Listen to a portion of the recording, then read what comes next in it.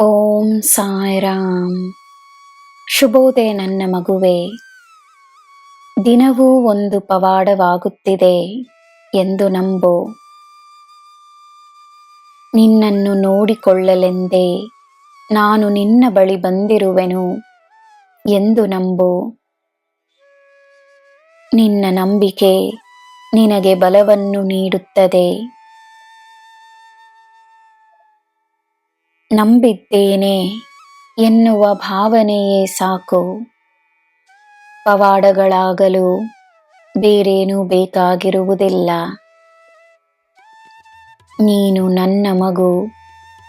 ನಾನು ನಿನ್ನ ಕೈ ಹಿಡಿದು ನಿನ್ನನ್ನು ಮುನ್ನಡೆಸುತ್ತಿದ್ದೇನೆ. ನಿನಗೆ ಎಲ್ಲ ಅರ್ಥವಾಗಿಸುತ್ತೇನೆ. ಸಂತೋಷವಾಗಿರು. ನಿನ್ನ ದಿನ ಶುಭವಾಗಿರಲಿ. ಸರ್ವಂ ಸಾಯಿಮಯಂ. ಜೈ ಸಾಯಿರಾಮ್.